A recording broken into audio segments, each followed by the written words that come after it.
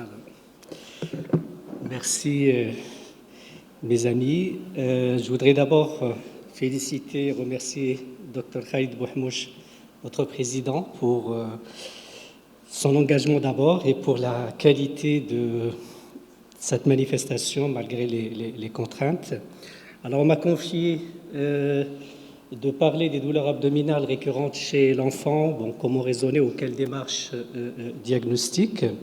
Et je vais peut-être rejoindre d'emblée mon ami professeur Hassis Leila, qui a un petit peu abordé une thématique qui est aussi fréquente, pour dire qu'il y a certes des algorithmes qu'on retrouve facilement sur le net, mais rien de nouveau, bien sûr, l'expérience que chacun peut développer au quotidien auprès de ses patients. Je vais peut-être rappeler quelques-uns de ces algorithmes, mais l'essentiel, c'est finalement de savoir discuter, savoir raisonner. Là aussi, autant pour les adénopathies, on a un signe de l'examen qu'on va retrouver ou non. Pour les douleurs abdominales, ce n'est pas toujours évident, c'est un signe, je dirais, subjectif parfois. Et il va falloir justement faire l'effort de trouver une étiologie, et la crainte, bien sûr, c'est de passer à côté finalement d'une cause organique. Alors, les douleurs abdominales récurrentes restent bien sûr un terme qui est descriptif, ce n'est pas une entité nosologique en elle-même. Elle est certes définie par au moins 3 épisodes de douleurs survenant sur au moins 3 mois et suffisamment grave pour affecter les activités habituelles de l'enfant. Elle représente 5% des motifs de consultation en soins primaires. Ils surviennent le plus souvent entre 5 et 14 ans. Ils sont relativement rares chez les enfants de moins de 5 ans. Et puis une cause organique, justement, est retrouvée dans 5 à 10% chez les enfants qui sont atteints de douleurs abdominales récurrentes. Il faut dire que les causes organiques sont toutes, je dirais, incluses dans les douleurs, certes, abdominales récurrentes, mais avec la dernière classification, je dirais, ou le critère de Rome 4, elle ne retient que les douleurs abdominales d'origine fonctionnelle, et les causes organiques sont considérées comme des diagnostics finalement différentiels. Alors, on parlera de douleurs justement fonctionnelles quand la douleur abdominale récurrente n'est pas associée à un trouble anatomique, un trouble métabolique, infectieux, inflammatoire ou néoplasique. Et vous avez aussi des termes liés à ces douleurs abdominales récurrentes. On parle aussi de douleurs abdominales chroniques, marquées par des douleurs plutôt épisodiques qui durent au moins 1 mois, mais le plus souvent plus de 3 mois. Et vous avez bien sûr les douleurs fonctionnelles, qu'on appelle aussi non organiques, ou douleurs psychogènes.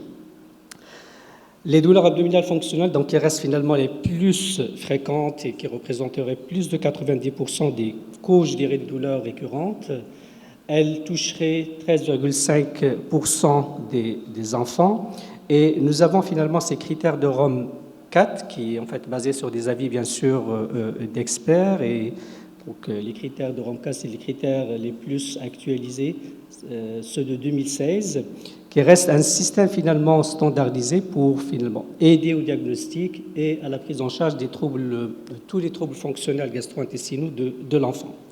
Alors, dans ces critères de Rome, vous avez aussi les douleurs abdominales d'origine fonctionnelle qu'on retrouve dans la dyspepsie fonctionnelle, le syndrome de l'intestin irritable, les douleurs abdominales fonctionnelles non spécifiées, et puis la migraine abdominale. On va en tout cas revenir sur ces différentes entités.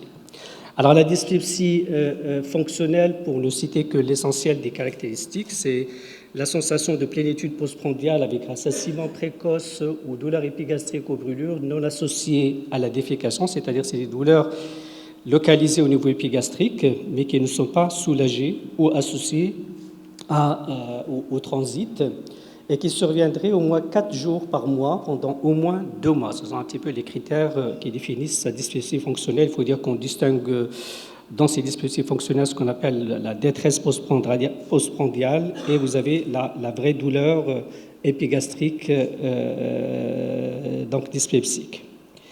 Nous avons ensuite comme autre entité de douleur abdominale fonctionnelle le syndrome du côlon irritable. Là, vous avez des douleurs qui surviendraient au moins 4 jours par mois pendant au moins 2 mois, selon donc les critères de Rome, et qui sont par contre associées à la défécation ou à une modification de la fréquence ou de la forme des selles. Alors, en cas de constipation associée, vous avez la douleur qui va persister après la résolution de la constipation, à la différence de la constipation fonctionnelle. Là, vous avez un côlon irritable avec une constipation plutôt prédominante. Ensuite, la migraine abdominale. Et là, vous avez des enfants qui vont se plaindre au moins 2 fois de façon paroxystique sur 6 mois par des douleurs abdominales, médianes ou diffuses, qui vont durer plus d'1 heure, qui vont affecter bien sûr les activités habituelles de l'enfant. Et ces douleurs sont associées à au moins 2 symptômes, parmi les suivants: l'anorexie, la nausée, les vomissements, des maux de tête, une photophobie ou une pâleur. Donc vous avez quand même des critères qui définissent bien la migraine abdominale. Et puis enfin, vous avez des douleurs abdominales fonctionnelles non spécifiées. Là, vous avez des douleurs qui ne sont pas classées, qu'on n'arrive pas justement à cadrer dans les 3 précédentes entités, qui surviennent au moins 4 fois par mois pendant au moins 2 mois de manière épisodique ou continue. Donc voilà un petit peu pour les entités des douleurs abdominales fonctionnelles selon les critères de Rome. Alors sachez qu'il y a des facteurs qui sont incriminés, qui sous-tendent ou qui sont peut-être à l'origine de ces douleurs fonctionnelles, tels qu'un dysfonctionnement moteur gastro-intestinal, une dysbiose, on va en parler un petit peu pour la prise en charge, une infection virale ou bactérienne, une altération de la perméabilité intestinale qui était aussi incriminée, une malabsorption des acides biliaires. Il y aurait aussi des facteurs psychologiques, des facteurs génétiques, voire une inflammation intestinale de bas grade. Il y a des facteurs aussi de risque pour développer des douleurs abdominales récurrentes, tels que l'anxiété parentale au cours de la première année, les antécédents familiaux de troubles gastro-intestinaux, les troubles déficitaires de l'attention. Il y a aussi l'intimidation, la maltraitance, y compris l'abus, qu'il soit sexuel ou sous forme de négligence. Les filles sont plus fréquemment touchées que les garçons. Et il existerait aussi une association entre l'obésité et les douleurs abdominales récurrentes. La durée moyenne de ces douleurs récurrentes chez l'enfant serait de 7,5 mois, avec une durée un peu plus longue chez les enfants plus âgés. La douleur peut persister chez 29% des enfants pendant au moins 5 ans. Et après 15 ans, on retrouve jusqu'à 35% des patients qui vont développer des troubles en rapport avec un trouble fonctionnel gastro-intestinal de l'adulte. Alors, les causes psychosociales et les associations avec les douleurs abdominales récurrentes ont été suspectées, mais pas suffisamment, je dirais, étudiées. Alors, avant d'aborder la démarche diagnostique, je voudrais partager avec vous un cas clinique qui est tout récent et avec lequel j'essaie quand même aussi ces derniers temps de faire le deal, c'est-à-dire que je n'ai pas encore vraiment de diagnostic. Une fillette de 10 ans, la première d'une fratrie de 2, scolarisée, de parents séparés, et qui accuse des douleurs abdominales récidivantes depuis 2 mois. Son frère, il est bien portant, la mère étant suivie pour une insuffisance surrénalienne. Il a une cousine avec retard psychomoteur et épilepsie. Alors, pour la description de la crise douloureuse survient, en fait, elle est souvent pressentie par la patiente. Elle est localisée d'abord au niveau de la fosse iliaque droite, puis elle diffuse au flanc droit et à l'épigastre. Il est associé à un accès de pâleur, de sueur, et puis des vomissements. Le transit étant normal chez cette fillette. Alors, les crises sont presque quotidiennes. Il n'y a pas de lésion buccale, il n'y a pas de signes urinaires. Vous devinez un petit peu qu'on cherche ce qu'on appelle, on va y revenir, les signes d'alarme, ce qu'on appelle les red flags.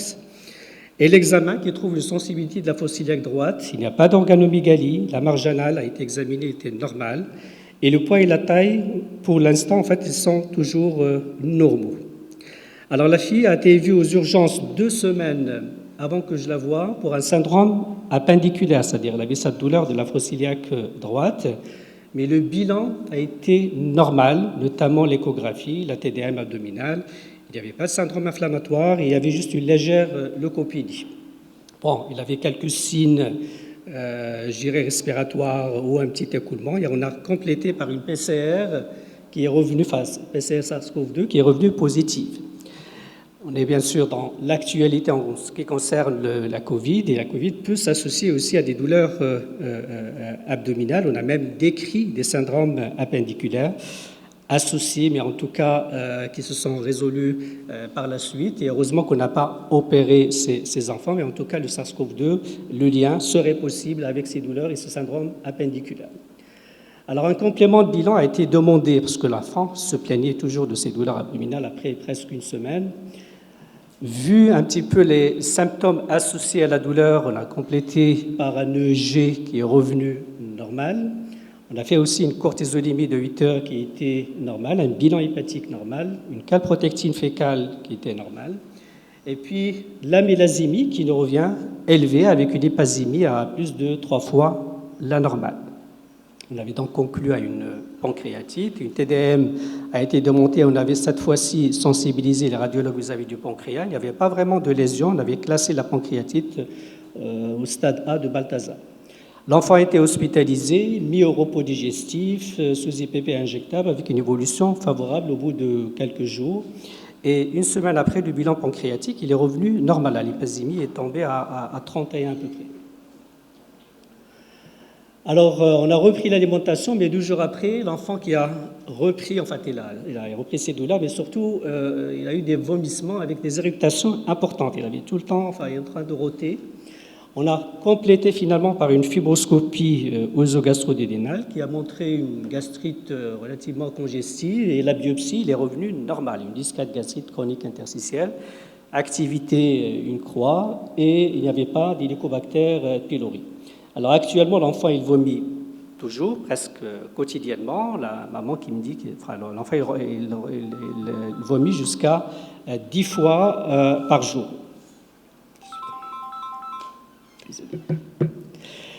Alors j'ai proposé ensuite qu'on la mette sous ondansetron, parce que je n'ai pas de cause organique sur laquelle je pourrais justement me baser, et j'ai mis quand même l'enfant sous un traitement symptomatique un peu plus fort que les antiémétiques habituels. Et la nouveauté, c'est que j'ai fait quand même une TDM cérébrale, parce que je crains aussi qu'il y ait un syndrome d'hypertension intracrânienne, et la TDM, il est revenu normal. Il y avait juste une sinusite sphéno-maxillaire qu'on est en train de traiter actuellement. En fait, c'était juste pour vous partager avec vous un petit peu la difficulté qu'on a au quotidien pour gérer ces douleurs abdominales récurrentes chez l'enfant. Et donc, la hantise pour tout pédiatre, c'est d'abord éliminer une cause organique. Les signes d'alarme et les résultats des examens laboratoires ne sont pas toujours contributifs pour orienter vers le diagnostic d'une cause organique chez l'enfant. Et dans des unités spécialisées, il y avait au moins un signe d'alarme a été retrouvé chez 54% chez ceux qui ont une cause organique, mais on a retrouvé aussi des signes d'alarme chez à peu près 59% des enfants qui n'avaient pas de cause organique. Donc ce n'est pas toujours évident d'être bien orienté par les signes d'alarme. Alors, les signes d'alarme qu'il faut toutefois quand même rechercher et réévaluer chez l'enfant. Donc, vous avez un certain nombre de signes fonctionnels, la diarrhée chronique sévère ou nocturne associée à ces douleurs abdominales, les vomissements importants, la dysphagie, la perte de poids involontaire, le ralentissement de la croissance, le retard pubertaire, donc tout ce qui affecterait un petit peu le développement de l'enfant, les antécédents familiaux de Mickey, de maladies cœliaques, d'ulcères peptiques, le saignement digestif, les signes génito-urinaires, la douleur qui réveille l'enfant la nuit, la douleur persistante, surtout localisée au cadran supérieur ou inférieur droit, et la fièvre inexpliquée. Ce sont un petit peu les principaux critères, je dirais, ou signes d'alarme qu'il faut rechercher déjà à l'interrogatoire. Et puis, bien sûr, à l'examen clinique, il faut des signes aussi qu'il faut chercher, un ictère, une sensibilité costo-vertébrale aux douleurs dorsales, une organomégalie, pathomégalie, splénomégalie ou néphromégalie ou une autre masse abdominale, une sensibilité plutôt localisée, une éruption cutanée, des lésions buccales et des lésions périanales. Donc, il faut faire quand même un examen complet et vous pouvez avoir justement la piste diagnostique grâce à l'examen clinique. Alors, inversement, l'absence de symptômes d'alarme, bien sûr, n'exclut pas une maladie organique. Et nous avons un exemple assez patent, la maladie de Crohn en particulier. On a des enfants qui sont diagnostiqués malheureusement longtemps après le début des symptômes. Et le symptôme principal, c'est habituellement la douleur abdominale récurrente. Et c'est des enfants qu'on diagnostique parfois des années après le début de ces douleurs, comme quoi il faut rester quand même vigilant, réévaluer l'enfant tant que la plainte existe.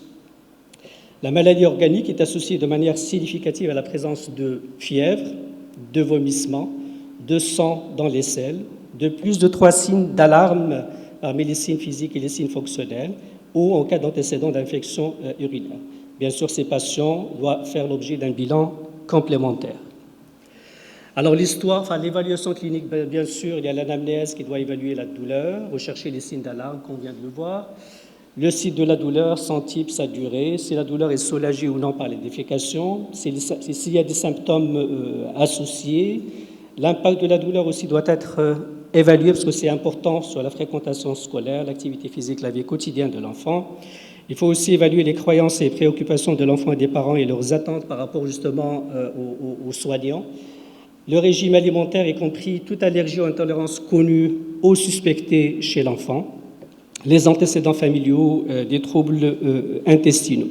Et puis l'examen clinique, il doit être le plus complet possible. Il faut analyser la courbe poids-taille, rechercher les signes d'anémie, un ictère, des aphtes, une éruption cutanée, une arthrite, demander à l'enfant de pointer du doigt l'endroit où la douleur est la plus intense et la plus fréquemment ressentie, inspecter l'abdomen pour des cicatrices ou une distension, vérifier la région périanale, vous avez donc les fissures et les fistules qui peuvent orienter vers une maladie de Crohn, chercher bien sûr une organomégalie, une sensibilité ou une masse abdominale.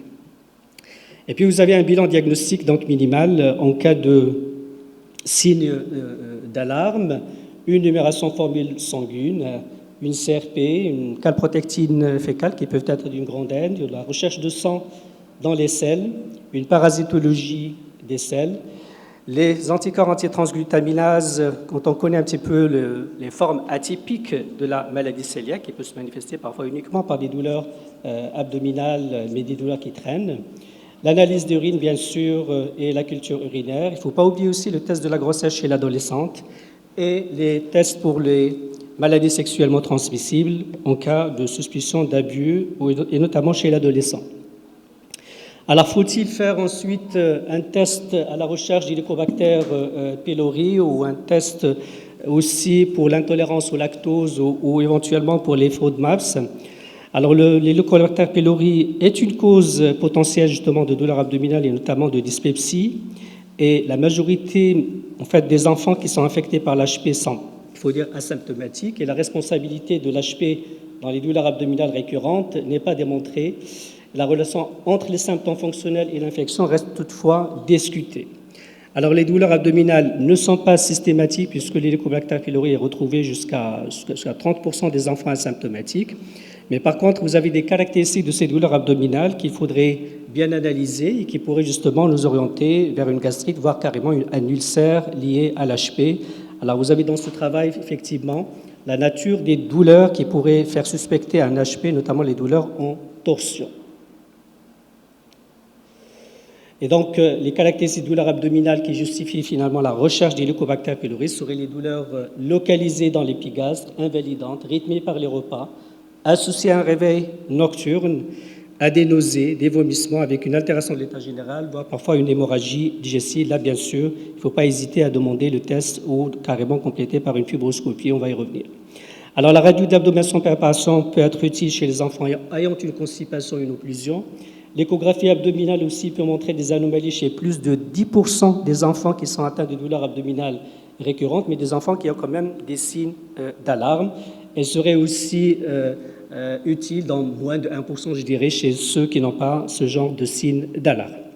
La fibroscopie œsogastro-duodénale peut contribuer au diagnostic. 37% des enfants ayant des douleurs depuis quand même plusieurs mois pourraient bénéficier, et ça peut être justement d'une grande aide. Alors, l'endoscopie haute pour les patients, bien sûr, souffrant de douleurs ou brûlures épigastries, pour des vomissements, des hématémèses et en cas de suspicion de Mickey, et la coloscopie pour les patients suspects de Mickey en raison d'une perte de poids, fièvre, diarrhée chronique ou présence du sang ou de mucus dans les selles. Alors, vous avez ici le résultat d'une étude qui avait quand même montré l'intérêt, ou ce qu'a montré la fibroscopie chez les enfants qui se plaignaient de douleurs abdominales récurrentes. Vous avez l'œsophagite peptique, l'œsophagite eosinophile, la gastro entérite à eosinophile, l'infection à Helicobacter pylori. Bon, vous avez les autres diagnostics, maladie cœliaque, maladie de Crohn. Il faut quand même signaler que même avec un diagnostic endoscopique et un traitement adapté à l'étiologie, les douleurs peuvent persister chez l'enfant. Alors pour revenir justement aux organigrammes et aux algorithmes pour le diagnostic des douleurs abdominales récurrentes chez l'enfant. Vous avez ici par contre la liste des principales étiologies, celles qui affectent le tube digestif, celles qui affectent l'appareil génito-urinaire et puis les autres étiologies, maladies métaboliques, maladies, je dirais, inflammatoires ou auto-inflammatoires. Alors vous avez ici la liste des pathologies chez l'enfant avec par ailleurs en bon état santé, je ne vais pas y revenir, et puis vous avez des étiologies auxquelles qui déclenchent d'emblée des signes d'alarme et on est rapidement ou facilement orienté, tels que le reflux, la gastrite, la maladie de Crohn, l'hépatite, la pancréatite. Et vous avez en tout cas la liste qui est un peu plus longue. Puis des pathologies un peu moins fréquentes, responsables de douleurs abdominales, la drépanocytose, la fièvre méditerranéenne, la porphyrie, le saturnisme et certaines infections chroniques. Et donc là, vous avez des algorithmes qu'on peut retrouver dans la littérature qui vous orientent un petit peu en fonction des signes d'alarme et puis pour le bilan diagnostique minimal qui pourrait justement être contributif pour le diagnostic. Alors j'arrive rapidement, parce qu'il ne reste pas beaucoup de temps, pour la prise en charge de ces douleurs abdominales récurrentes. Pour insister sur les principaux objectifs, bien sûr, il faut traiter l'étiologie quand on a une cause organique. Et puis pour les douleurs fonctionnelles, et il faudrait essentiellement penser à améliorer la qualité de vie de l'enfant, réduire aussi l'inquiétude de l'enfant et des parents, réduire l'handicap lié à la douleur, un soutien et surtout une réévaluation si les signes d'alarme apparaissent ou persistent, reprise d'une activité normale sur laquelle en tout cas il faut s'engager, et puis bien sûr identifier des facteurs psychologiques qui pourraient contribuer à l'intensité, à la répétition de ces douleurs. Alors pour les origines organiques, donc il faut un traitement adapté pour la dyspepsie en rapport avec un reflux acide, pour la gastrite HP, maladie cœliaque, colite inflammatoire et j'en passe. Pour les douleurs d'origine fonctionnelle, il y a des mesures générales. Il faut toujours rassurer la famille. On peut avoir aussi recours à la thérapie cognitivo-comportementale, à l'hypnothérapie qui peut être d'une grande aide chez les enfants qui ont des douleurs abdominales qui persistent et qui l'handicapent. Les probiotiques, les symbiotiques auraient aussi une place dans la prise en charge des douleurs abdominales fonctionnelles. Alors justement, la dysbiose a été considérée comme un mécanisme possible de ces troubles fonctionnels et des études récentes ont suggéré l'interaction complexe entre le microbiome, l'intestin et le cerveau. Et donc les probiotiques comme modulateurs de ce microbiote intestinal peuvent être utiles. Et notamment, vous avez ce travail avec le LGG qui n'a pas montré vraiment d'efficacité sur le symptôme en entier, mais comparé à des enfants qui ont reçu des placebos, il y avait quand même une réduction de l'incidence de la distension abdominale et de l'intensité des douleurs. Et on a aussi eu un effet assez positif avec des préparations à base de VSL3. Alors, quelques traitements spécifiques rapidement pour les autres entités des douleurs abdominales fonctionnelles. Alors, pour la dyspepsie fonctionnelle, on pourrait toujours essayer les antiacides des IPP. Pour le côlon irritable, en fonction de signes prédominants, il va falloir traiter la constipation contre la constipation prédominante. Sinon, c'est le traitement de la diarrhée quand c'est la diarrhée qui est prédominante. Pour la migraine abdominale, on peut faire appel à des antalgiques, à des anti-inflammatoires, à des antiémétiques. Et en deuxième ligne, on fera appel aussi ce qu'on appelle les triptans, qui auraient un effet très important quand même sur la migraine, qu'il s'agit de la migraine d'ailleurs abdominale ou la migraine classique. On peut aussi avoir recours à la cyproheptadine ou propranolol pour le traitement prophylactique. Et puis pour les douleurs abdominales fonctionnelles, il y a peu de preuves qui appuient l'utilisation d'un certain nombre de médicaments, mais on peut toujours quand même tendre, parce que la demande des parents va être quand même assez importante. Voilà, je termine rapidement sur cette conclusion pour dire que les symptômes, les douleurs abdominales récurrentes restent quand même un symptôme fréquent en âge scolaire. Les mécanismes, on vient de le voir, sont complexes. L'origine fonctionnelle reste la plus importante. Le retentissement, il est parfois quand même assez important sur la vie quotidienne de l'enfant. Il faut rechercher les signes d'alarme. Et l'anti, c'est donc d'éliminer une cause organique. Et donc, d'où l'importance, bien sûr, d'un examen clinique rigoureux. Et l'absence, quand même c'est important, l'absence d'organicité n'est pas synonyme d'absence de douleur. Il ne doit pas faire négliger la plainte de l'enfant qu'il faut quand même prendre en charge. Et je vous remercie pour votre attention. Merci, professeur Taher, pour cette mise au point.